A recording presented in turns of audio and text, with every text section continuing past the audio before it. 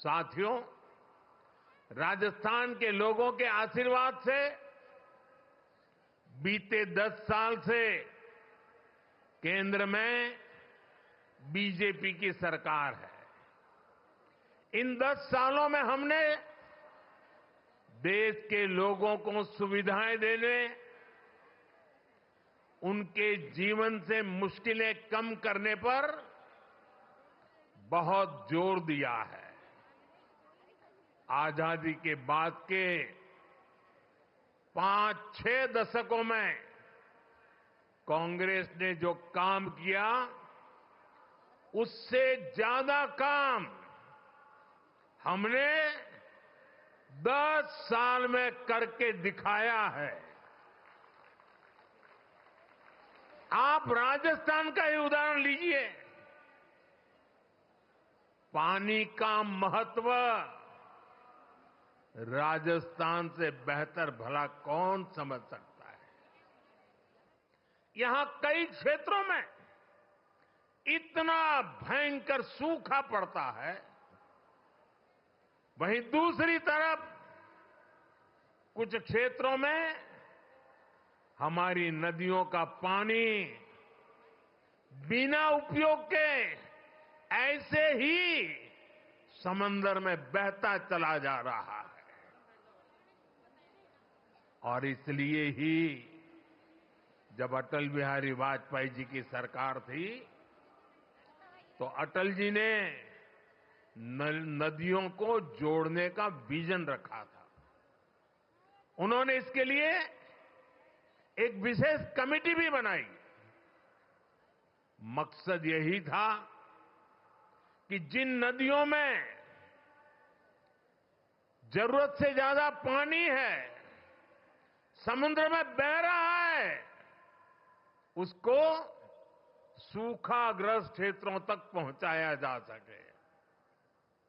इससे बाढ़ की समस्या और दूसरी तरफ सूखे की समस्या, दोनों का समाधान संभव था। सुप्रीम कोर्ट ने भी इसके समर्थन में कई बार अपनी बातें बताई हैं, लेकिन कांग्रेस कभी आपके जीवन से पानी की मुश्किलें कम नहीं करना चाहती।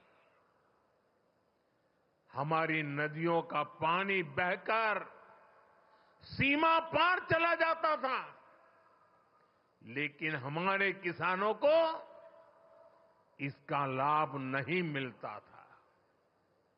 कांग्रेस समाधान के बजाय राज्यों के बीच जल विवाद को ही बढ़ावा देती रही।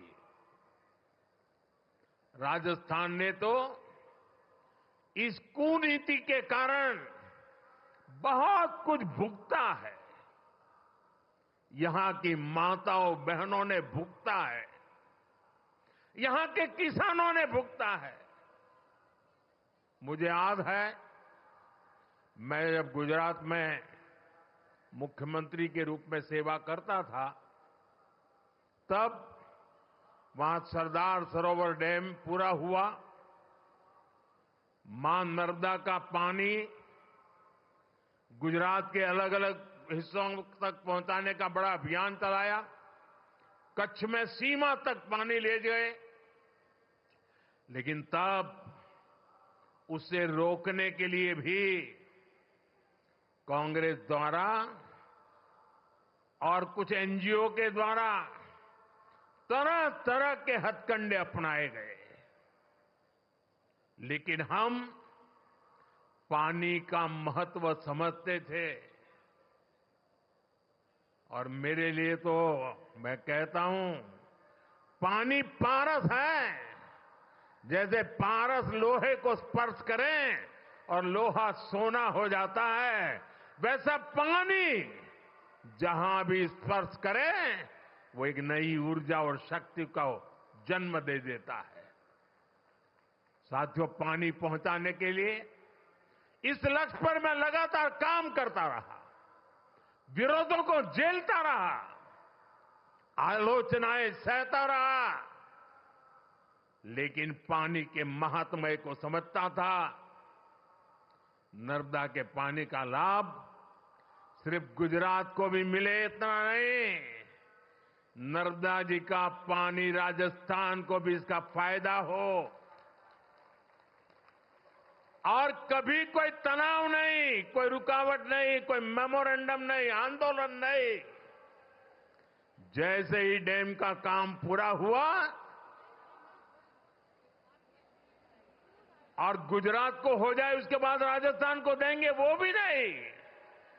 एक साथ गुजरात में भी पानी पहुंचाना, उसी समय राजस्थान को भी पानी पहुंचाना, ये काम हमने शुरू किया। और मुझे याद है जिस समय नर्मदा जी का पानी राजस्थान में पहुंचा, राजस्थान के जीवन में एक उमंग और उत्साह था। और उसके कुछ दिन बाद अचानक मैं मुख्यमंत्री के कार्यालय में मैसेज आया कि भैरों जी शेखावत और जसवंत सिंह जी वो गुजरात आए हैं और मुख्यमंत्री जी को मिलना चाहते हैं। अब मुझे पता नहीं था वो आए हैं, किस काम के लिए आए हैं, लेकिन वो मेरे दफ्तर आए। मैंने पूछा कैसे आना हुआ, क्यों? नहीं, बोले कोई काम नहीं था, आपको मिलने आए हैं।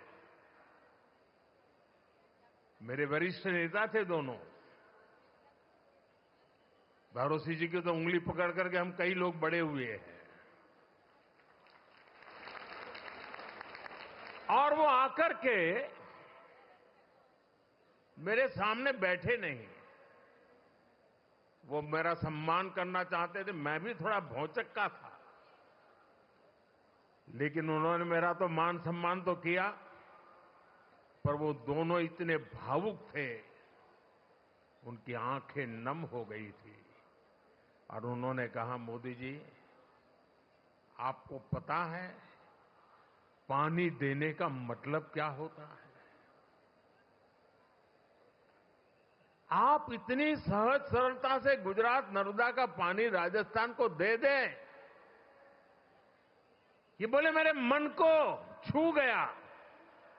और इसीलिए करोड़ों राजस्थान वासियों की भावना को प्रकट करने के लिए आज मैं आपके दफ्तर तक चला आया हूं। साथियों, पानी में कितना सामर्थ्य होता है इसका एक अनुभव था। और मुझे खुशी है कि माता नर्मदा आज जालोर, बाड़मेर, चूरू, झुंझुनू, जोधपुर, नागौर, हनुमानगढ़ ऐसे कितने ही जिलों को नर्मदा का पानी मिल रहा है। साथियों, हमारे यहां कहा जाता था कि नर्मदा जी में स्नान करें, नर्मदा जी की परिक्रमा करें तो अनेक पीढ़ी का पाप धुल करके पुण्य प्राप्त होता है। लेकिन विज्ञान का कमाल देखिए, कभी हम माता नर्मदा की परिक्रमा करने जाते थे, आज स्वयं माता नर्मदा परिक्रमा करने के लिए निकली हैं और हनुमानगढ़ तक चली जाती है। साथियों, पूर्वी राजस्थान नहर परियोजना ईआरसीपी को कांग्रेस ने कितना लटकाया, ये भी कांग्रेस की नीयत का प्रत्यक्ष प्रमाण है। ये किसानों के नाम पर बातें बड़ी बड़ी करते हैं, लेकिन किसानों के लिए न खुद कुछ करते हैं और न ही दूसरों को करने देते हैं। भाजपा की नीति विवाद की नहीं, संवाद की है। हम विरोध में नहीं, सहयोग में विश्वास करते हैं। हम व्यवधान में नहीं, समाधान पर यकीन करते हैं। इसलिए हमारी सरकार ने पूर्वी राजस्थान नहर परियोजना को स्वीकृत भी किया और विस्तार भी किया है। जैसे ही एमपी और राजस्थान में भाजपा सरकार बनी तो पार्वती, काली सिंह, चंबल परियोजना, एमपीकेसी लिंक परियोजना पर समझौता हो गया। ये जो तस्वीर आप देख रहे थे ना, केंद्र के जल मंत्री और 2 राज्यों के मुख्यमंत्री, ये तस्वीर सामान्य नहीं है। आने वाले दशकों तक हिंदुस्तान के हर कोने में ये तस्वीर राजनेताओं को सवाल पूछेगी। हर राज्य को पूछा जाएगा कि मध्य प्रदेश, राजस्थान मिलकर पानी की समस्या को, नदी के पानी के समझौते को आगे बढ़ा सकते हैं। तुम ऐसी कौन सी राजनीति कर रहे हो कि पानी समंदर में बह रहा है, तब तुम एक कागज पर हस्ताक्षर नहीं कर पा रहे हो। ये तस्वीर पूरा देश आने वाले दशकों तक देखने वाला है। ये जो जलाभिषेक हो रहा था ना, ये दृश्य भी मैं सामान्य दृश्य नहीं देखता हूं। देश का भला करने के लिए सोचने वाले, विचार से काम करने वाले लोग, उनको जब सेवा करने का मौका मिलता है तो कोई मध्य प्रदेश का पानी लेके आता है, कोई राजस्थान का पानी लेके आता है।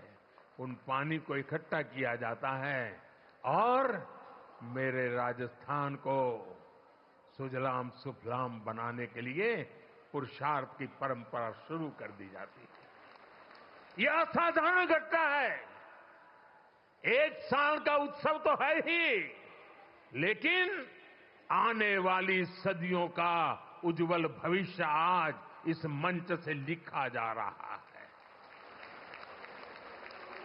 इस परियोजना में चंबल और इसकी सहायक नदियां पार्वती, काली सिंह, कुलो, बनास, बाणगंगा, रुपरेल, गंभीरी और मेज जैसी नदियों का पानी आपस में जोड़ा जाएगा।